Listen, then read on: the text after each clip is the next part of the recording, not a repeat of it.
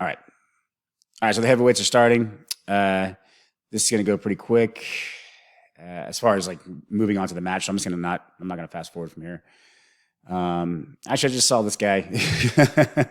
I just saw him recently at a flow event in Austin, Texas. So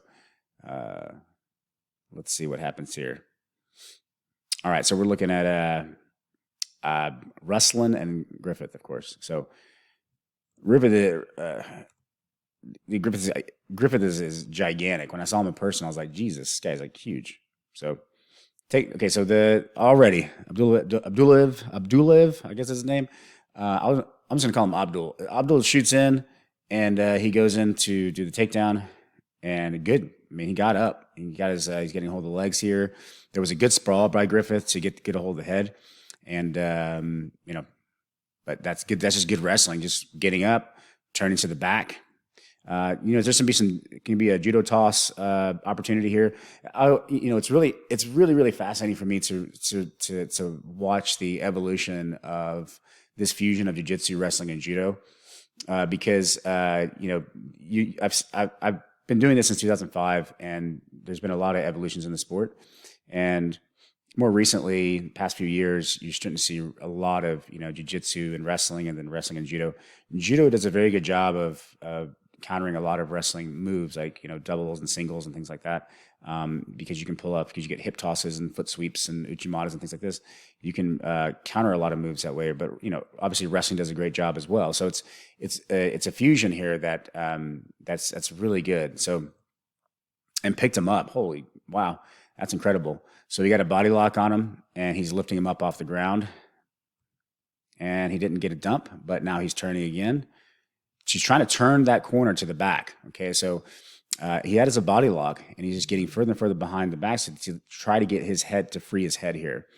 Obviously, Griffith is posting on the arm here. I'm surprised. Yeah, he just did a roll through. So just like in the first match with Peterson, this one, he just kind of rolled through out of that body lock. This is always typically pretty standard now. I mean, used to not be, but I would say that pretty standard now. You just kind of roll out of a body lock. You just do a shoulder roll.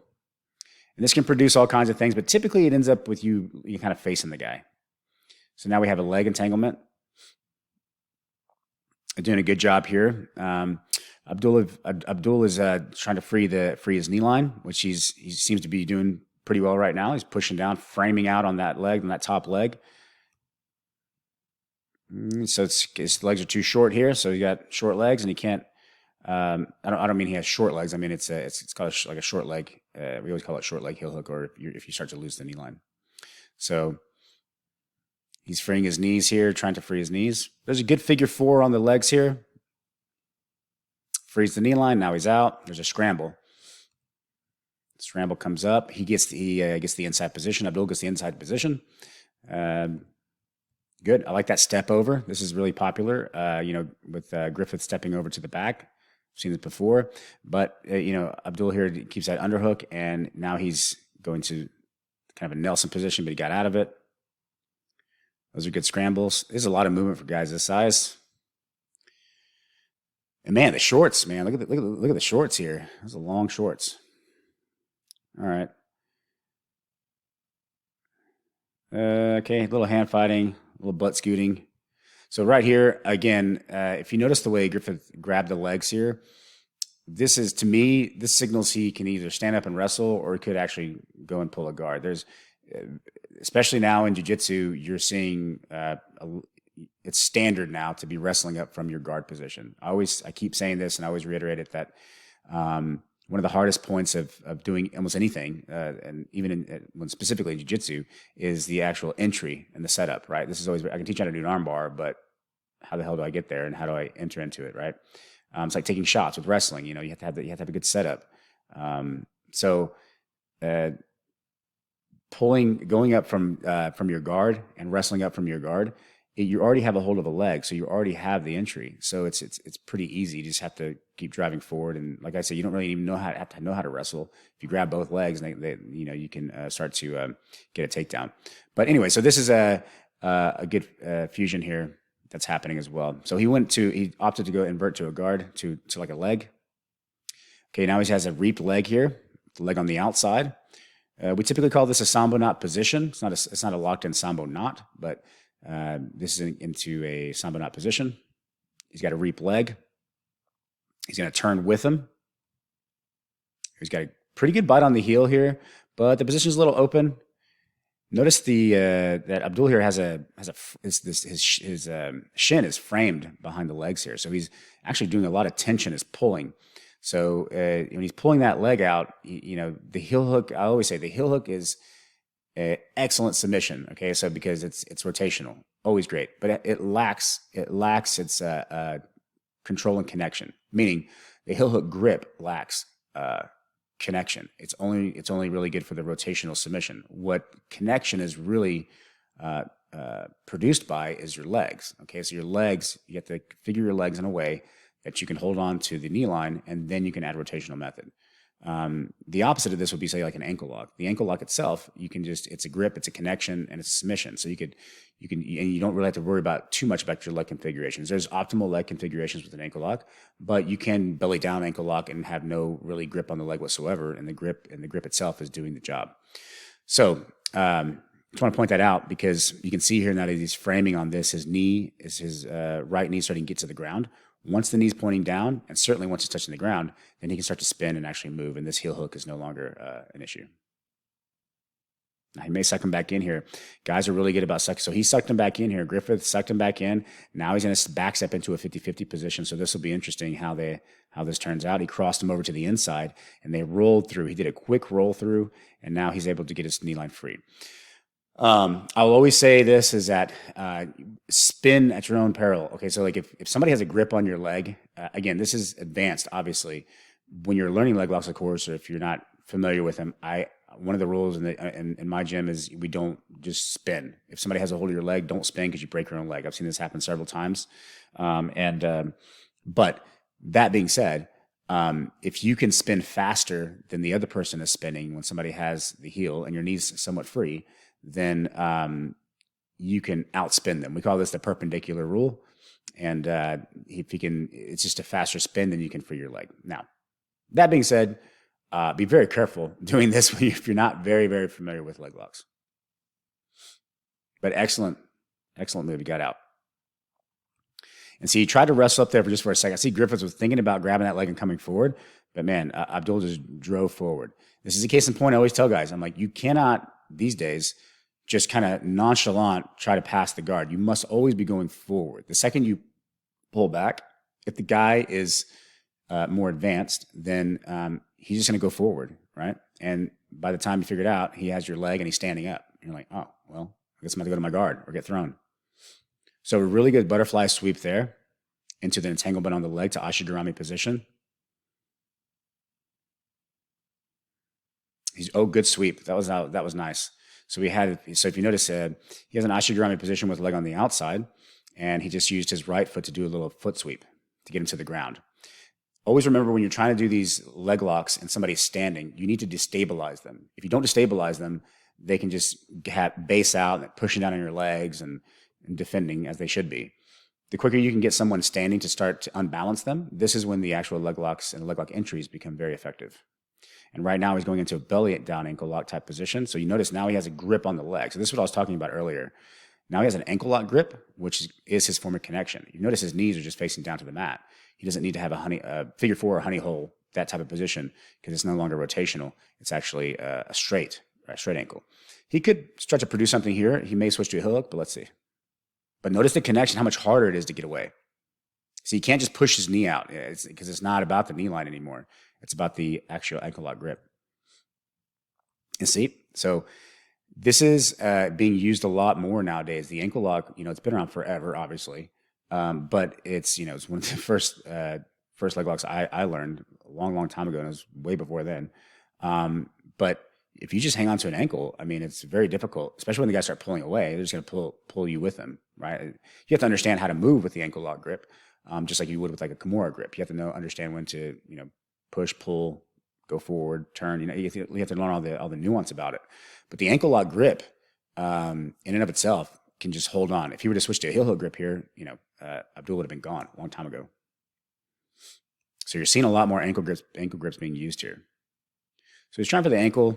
he's kind of high up on near the calf, which is going to be more of a painful thing. He's trying to get a little more extension. You see, he's trying to push him away. Griffith's trying to push him away to get some extension, to elongate that leg, this leg here, so that he can scoot down closer to the Achilles, closer to the heel. The closer he gets to the heel, the more leverage he can actually produce and actually break what he needs to break, which is actually in the foot, not around the shin, right? That being said, Griffith's he's so damn big, he could break your shin in half. But these guys, I think they're in this equal weight class. Another sweep again. This is a cool little trick that he's using here. As soon as he stands up, he uses that bottom leg just to pop it out.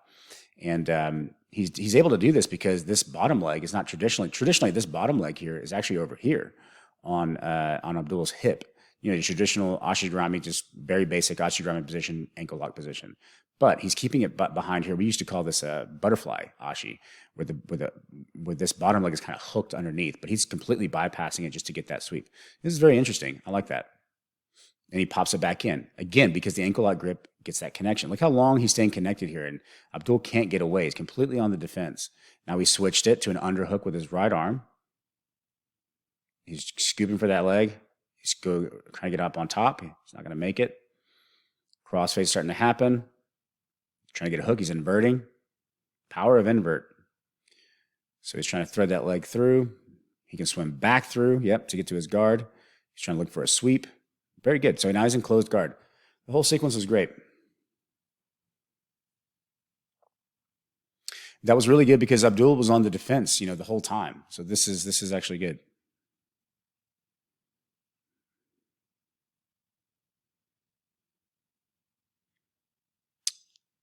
So no, and I don't think there's any points scored yet. So this is interesting. So now there's a head and arm. Starting to get extension. Just hug that leg. Yep, hug the head and arm. When I first saw this stuff being really effective was with Marcelo Garcia. He would always use this for his butterfly sweeps. He's known for his X guard and his butterfly sweeps. But this is obviously been used a lot more things are figured out with this position. He was trying to get his foot on the hip to really get extension. If you got extension, you can just get on top and just smother him with the mount. Good. Now he's got the actual shoulder pinch. Got a little bit of extension. Abdul did really good posturing out of that. Now he's trying to get a body lock. Griffith's opting for the overhook and keeping his hook in. So he's got that top hook in. Overhook. Now he's starting to try to thread over on top. So what Griffith probably wants to do here is get this shoulder even further underneath so he can pop his legs over and try to get to the back. And then Abdullah is staying very low here, and trying to keep driving forward. Now he pulls out, just kind of abandoning the position, going back into this open half guard. Looks like he's transitioning to like a Z though now, because I can see his feet over here across. Keeping this underhook here, like that, keeping the hand on the mouth. This is another thing that's been actually more and more acceptable now, is putting your hand over somebody's mouth and nose. One of those positions, one of those things that, not a lot of people used to do, but it's getting more and more accepted. And it's effective, it's effective. I did it to somebody, a few weeks ago. I had their back and I just couldn't get, get the strangulation. So I just put my hand over their nose and mouth kind of as a joke. And I was nice about it, I guess. But when they went to remove it, I strangled them. So it can be a good setup. So they got a good frame here. He's wedging his right arm here. And he's keeping this option right here open. Okay, so what this underhook means is that he can destabilize it. He can reduce a sweep. He can go into leg locks.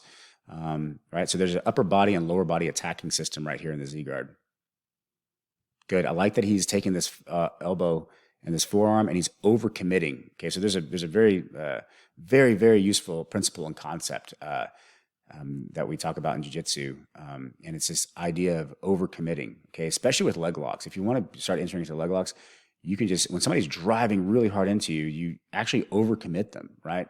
This puts, I always say, if the hips are in your face, you have leg locks. So the further I kick you over me, the more opportunity I have to enter into legs. Plus, this throws you off of the position. I don't want you just straight on top of me, right, and just smashing me. I'm going to overcommit you. And the way that a lot of jiu-jitsu guys are doing this now is with this frame right here. They're framing above their head. That gets see how it pushed Abdul too far. And when you're on top, this is not comfortable. Like you feel like you're losing the position, right? So you have to retract. Still got that Z guard, but he popped the knee up. One thing to get out of Z guard, if you're ever wondering about how to get out of Z guard, you just pop this knee up to a combat base, and the Z guard becomes loose, becomes weak. It doesn't mean it's like you're out of the, you should still go to like G rolls and things like this if you're familiar with that. Belly rolls, but it certainly does stop that pressure on your hip. So because Abdul sat back, there's no more pressure coming forward. So this is a good time to invert using that grip on the leg. He steps his leg back. So he tried to switch. Griffith tried to switch to the other leg, but his legs are still in the way. He's still got butterfly. He's hooking. He tried to do so a really interesting setup there. He went for the leg here, but then he was looking for the Abdul's left leg, looking to do a back step. But Abdul did a really good trying to keep his heels close to his butt, and this denies like the honey hole position or the reap position. And they just kind of fall apart here. Good leaning in with the head. One good thing to note, I like what a lot of guys do, is they lean forward with their head. And what this does is you may think to yourself, well, there's guillotine in there all day. Yeah, there is. But what this does is it makes it harder for him just to be pushed down to his back, right? Leaning forward with the head forward like that, it's very hard to just get you on the back. You certainly can, but you can't just drive through the person and throw the person on their back like you just did right there. So that was an interesting pass. That was a good pass. So let me look at that again because I missed that. I think it was just a matter of just a transition right here. So he just simply just popped over. But notice this little sneaky thing right here. See that? See his left hand right there? That left hand is pushing that knee down. And then he's just popping over. Beautiful. It's such simple things, it's such simple movements that timed correctly work. A lot of guys, even myself, for a long time when I was in my purple belt phase, I was studying all this stuff, and I still do. I like learning new things. I love learning new stuff, and I like examining things and seeing if they work or seeing if they're like, too fancy or that that shit doesn't work Friday. There's some the simplicity here is amazing. It just shows that just the simple things can really work. A lot of the fancy things really don't really work until you reach a certain point or your opponent is not that good, right? So certainly at the higher level here, such a simple thing worked, right? This is something you can teach somebody day one, but the timing was just really good. Now he's in side control, and he's trying to turn his back going to the running escape. But these guys are doing a really good job here. Abdul and his team, they're doing a good job here keeping this body lock. They wrap their arms around the hips here, and they just keep the pin, because even if Griffith starts to get this turn, now he has to contend with a body lock with Abdul on his back. So this could be a problem. Plus, look at the upper body connection here. Abdul's left arm is hooking the shoulder. So this is a problem, right? What Griffin can do, actually, which is what he's trying to do, I believe, is trying to get his right arm here framed on the inside and try to get up on that arm. But he looks fucking tired. Okay, so now he's not going to do that because it's too much weight. It's a ton of weight to carry to do that. There's some technique you can use to not have to bear too much weight. But man, I mean, at this time, they've been going for 5 minutes now, 91 kilograms. This is a lot of. So he keeps that body lock, switches the arm to the other side. Yeah, this is just, and look at the hip connection over here. The right hip's is dropping down. See that? As soon as he kind of extends his knee out a little bit there, he look at that. So this is kind of funny.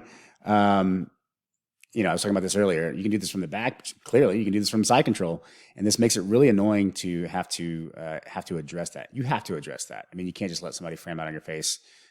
You can address it. You can address it directly or indirectly. I always say the indirectly. There's all kinds of methods as you get advanced to addressing things indirectly. I guess a good example maybe in this position was instead of just taking his left hand and grabbing that hand and pulling it off directly, he could probably use that left hand to frame on his face and like hip to his right, and that would probably get rid of the grip. So that's what I mean by indirect gripping. So he just let it go. It was fine. Just trying to be annoying, trying to maybe gain a little bit of position with his hips, or trying to gain a little position somewhere else. A lot of these little tiny movements you can't really see. They call it the invisible jiu-jitsu, I suppose. But it really is just about hip shifting and weight distribution, connection. Okay, oh, he's trying to go for a Kimura here. Now, when he's going for this submission, he's gave up the body lock. So now Griffith is going to be free to move. This is the issue in jiu-jitsu. You know, a lot of times when you give up control of when you start to sacrifice a little bit of control, that's where these escapes start to happen. When I'm, in somewhat of defensive mode, I am typically patient because I'm waiting, especially if somebody had a body lock on me or they're just squishing me and smashing me as hard as they can. I'm just very patient, kind of waiting for a slight opening. As soon as I feel them relinquish a little bit of control, that's when I move, right? So when you start going for these submissions, you start to give up a little bit of control. But he's going to try to get that locked arm. But, Griffith's pretty big here. I don't think that's going to happen. Plus, the angle is not quite right. He doesn't want to overcommit to that side too much because Griffith can actually get out. So I suspect Griffith's tired here, and that's why it's smart here. Abdul's doing this. He's draining that energy. If you've ever been in a situation like this where you're on bottom and you're exhausted, every little breath that you get really matters. If you just get that, if your breathing is impeded by just half a breath, you can't breathe, right? It becomes really draining. Anybody that's wrestled knows this. Covering the mouth. Still had his nose there, but now he's doing some framing on the face, on the neck, trying to put that pressure into the neck. Okay, so he's just waiting for the time to run out. They're going to reset. They're going to I think they get a minute break. So they get a minute break and they get to, consult with the team and see what the strategies are here. I can see if I can turn it up here.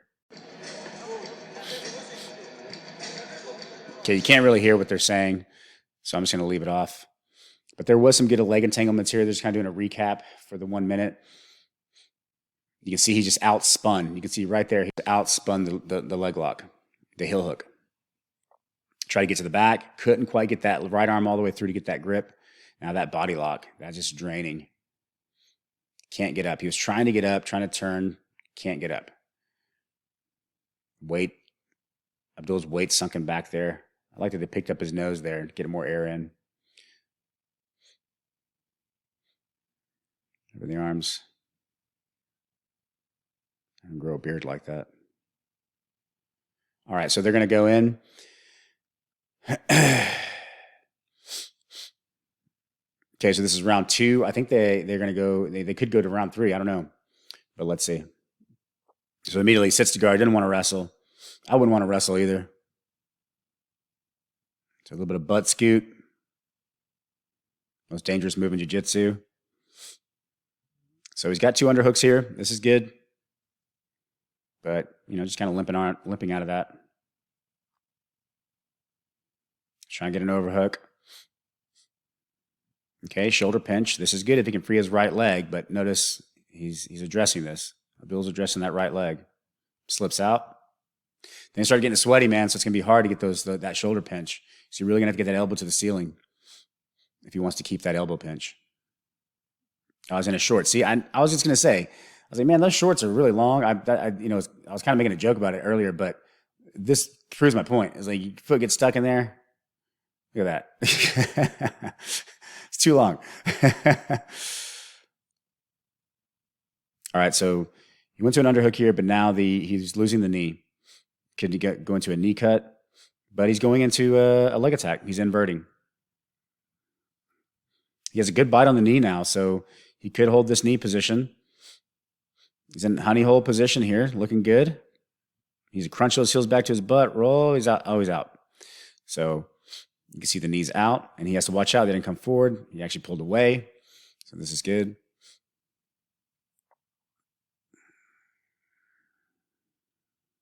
Man, these guys are the red team, man. The pressure is so good. It's really interesting watching this. Again, inverting here to the leg. He's trying to get that back step. You notice his left leg over here is just kind of wiggling to get that back step. If he can get this left leg to back step here, he's in honey hole position. And he missed it. The Abdul's wise to this position. Obviously his leg lock defense is really good. And Griffith's leg lock attacks are really good as well. So, but as I always say, a little bit of, if you can just nail down your leg lock defense, it's pretty simple. A leg lock defense is very, very simple to understand. And if you just get good at it, give a good wrestler, good leg lock defense and be like, can't get leg lock. That's a problem.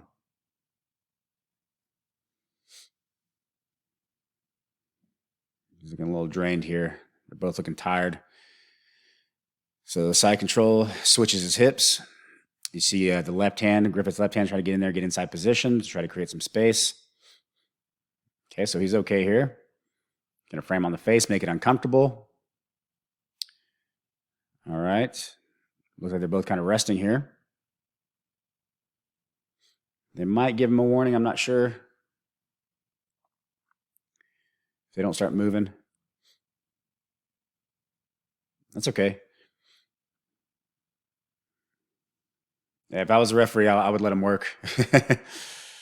Now we've moved. So now we're in north-south position. This is also difficult, man. Like if you ever had a big dude on top of your face and north-south, you just can't breathe. Griffith's trying to get his hands on the hips, trying to get some extension so that he can swing his hips around. There you go. So he went to his inverted, got his legs on the hips. I was really surprised that Abdul here didn't post on his head and post his head on Griffin's hips here. That would deny his hips actually folding over like that. This is a good counter to north-south escape. Okay, get the head posture control. Got a hook in. His right hook's in. I got about 1:40 left. It's creating good frames. I like the control in that top arm. I like that Abdul's grabbing that top arm and controlling it. Trying to pop over like he did before. Swing to the other side. Beautiful. Little burst of energy there. Got the pass. Yep, got the pass. Now he's in north-south. Okay, now this is going to be rough. So he's scoring points here. So if you look at the scoreboard now, it's 6-0. So Griffith is really going to have to move or get some start to produce a submission. I believe there's another round after this, so he could get his points back. But this is going to be it's going to be rough. The more time that goes by, the more energy that's spent, the more difficult it's going to be to score points. The guy on top could just lay on him, and this could be it. Oh, there's a stalling clock. I like that. So they got 5 seconds to stalling. That was good. That's interesting. I've never seen a stalling clock. See that at the top there, top right? Got 1 second. So there's a stalling clock went off. Yep. That's pretty cool. I like that. So they got 23 seconds left. Roll to the center.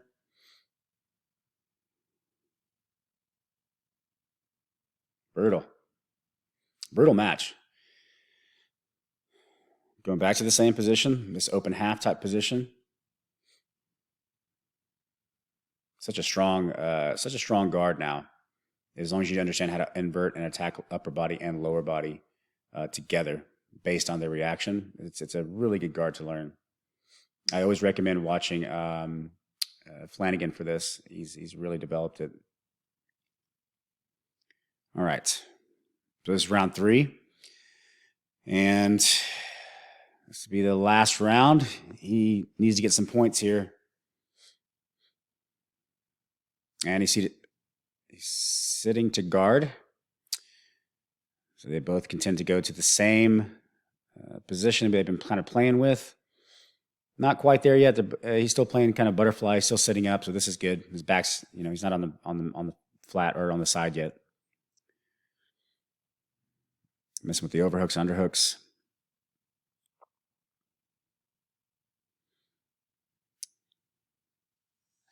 Basic hand. Look at arm drag. I like that arm drag. He's thinking about it. Another arm drag on the other side.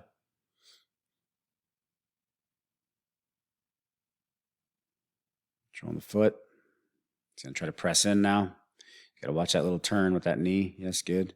See, Griffith tried to wrestle up right there, but he got put back down.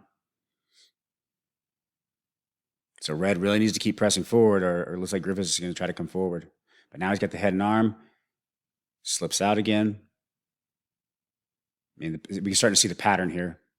Popped over top. Beautiful. Wow. That's just timing, you know. Such a basic pass, you know, but it's timing. Good setup. And now he's going to have to work, man. He got 3.5 minutes. Griffith's going to have to really work here. Easy for me to say. So he's switching and dropping his hips on the side here.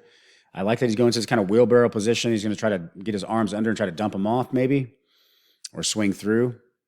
But he has to be real careful with that isolation on this arm, right? As soon as that arm goes through, this left arm is completely left alone. There, he brought his arm back. Good.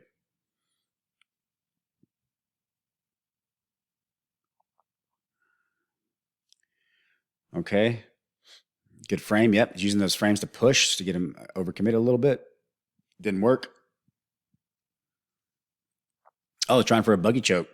Wow. That's impressive for a guy his size.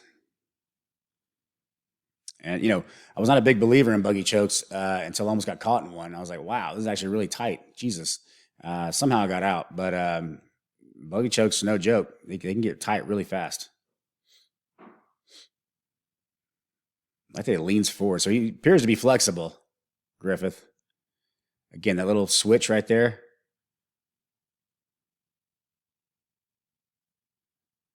Wow, such a simple but effective pass. All right, so they're going to have to start pressing the action going forward. They're both kind of pressing forward here. He's trying to get that head and arm sweep. He didn't quite get it. He's going forward again. Trying to get the inside position with the hooks. Grabbing onto the legs maybe. Pulling in to get to Ashidarami position. There we go. He almost got the leg, but get on top. Good. Good. Now he's staying above the head, so that's good. You got top position. Good. Got him to the ground. You know, Abdul's going to try to wrestle here, try to get close to the legs. Going to try to bring him close to his legs close to his body. Yep, he got his shoulder. So I was going to say, if he can get that leg to his shoulder, but this is a good counter. Griffith grabbed his leg. Now kind of has him in a split here. And wrestling, this would be a good pin, but not wrestling. But now we have this kind of banana split position. If he can reach around and grab that far leg. He's trying to get to the back here. Pushing that leg. I'd like to see this right foot, if he could just kind of stomp on this his leg here, he may be able to get the hips elevated in the other direction to get to the actual back. He was trying to get to his left hand and his right hand is to get to the upper body connection. If he can get there. But the angle's now changed. He can invert there. Good. Invert to the back. Almost. Oh, that was nice. Good. Both guys did really good there. Good exchange. He seems confident. He's winking. Yeah, this is going to be. He's got 1 minute. He's going to have to pull off a submission, or he's going to lose here. Got the head and arm, but he's just got a head and arm full guard. This is just going to be a holding position for the moment until he switches his hips. He shouldn't be locking his guard here. I mean, he's locking his guard just to kind of, he was locking his guard earlier to just kind of rest for a second, but he needs to get those legs open and really get them either extending or hooking or getting some kind of movement. But, Abdul just good job, just heavy on top, good base. Can't hard to sweep these guys. Got 20 seconds to do something. Doesn't look like it's going to happen. Griffith might lose this one by points. Looking good. He's trying to put that shoulder pressure in. This is actually a legit thing that can be pulled off here, especially at this stage. When it's been 15 minutes, you can probably pull off a choke here, but that's it. Wow, that was great. So great match. Oh, he's talking smack. Look at that. Boom, boom. Oh man, that's brutal. Oh wow. Okay. All right. Well, hey, nothing wrong with that. Okay, cool. Real respect. Cool. So that's the second match. So that was a good one. So I'm really interested to see what happens in the next few matches and see who takes this one. But so that'll be it for now. I'm gonna jump back in on with the rest of them here shortly.